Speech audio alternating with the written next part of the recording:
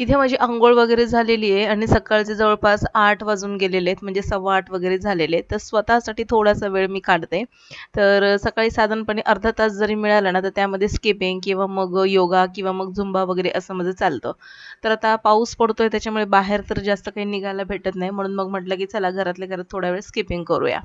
Skipping वगैरे झाली आणि मग मी किचनमध्ये आले. आता पावसाळ्यामुळे ना भाज्या पण आता जास्त काही येत नाहीयेत आणि ज्या येतात ना, तर त्या देखील घ्यायची इच्छा होत नाही. त्याच्यामुळे ना आपण जे उन्हाळ्यामध्ये वाळवण केलेलं असतं, तर ते डाळीचे जे वडे होते ते छान भाजून घेतले. एका साईडला चहा केला होता, तो चहा घेतला आणि लागलीच इथे मी स्वयंपाकाला लागलेली आहे.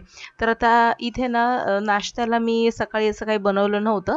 म्हणजे सकाळचे आम्ही चहा आणि बिस्किट किंवा खारी वगैरे असंच खाल्लं होतं निलयने आणि मी.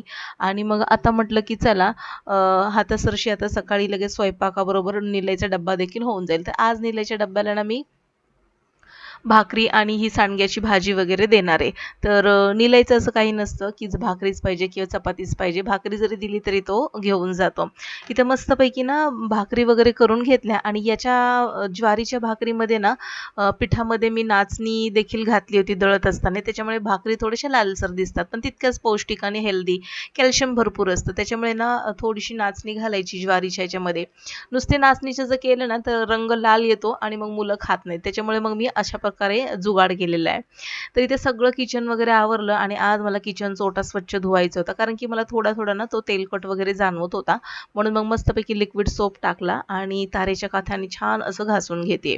तर बऱ्याचदा असं होतं, की चहा किंवा दूध वगैरे सांडल्यामुळे ना किचन हे गॅसची जी स्टीलची रिंग आहे ना, ती काळपट दिसायला लागते. तर ते स्वच्छ असं घासून घेतलं तारेच्या काथ्याने, सुरीने वगैरे सगळं काढलं काळपट डाग त्याचे आणि आता हा मस्तपैकी किचनचा ओटा स्वच्छ धुवून घेतलेला आहे.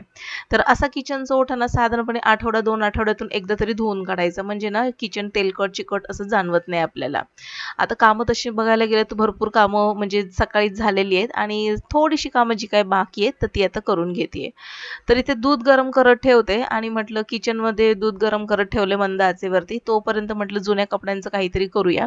तर ही एक कॉटनची छान अशी प्लाझो होती जुनी, जी वापरत नव्हते मी. तर आता हिला फेकण्यापेक्षा म्हटलं याचे ना आपण कापड काढून ठेवूया. तर बऱ्याचदा असं होतं किचनमध्ये काहीतरी सांडतं, लवणतं, तेल, मीठ किंवा मग पाणी किंवा मग दूध, चहा असं. तर अशा वेळेस ना सगळं साफसफाई करायची कंटाळा येतो आपल्याला आणि टिश्यू पेपर वापरून वापरून किती वापरणार. अशा वेळेस जुन्या कपड्यांचा वापर करायचा आणि ते कट करत होते तोपर्यंत इथे गॅसवरचं दूध खाली गेलं होतं. तर मग हाच कापड जो मी कट केलेला त्याने हे मी स्वच्छ करून घेतले. तर अशा प्रकारे तुम्ही जुन्या कपड्याचा वापर करू शकता.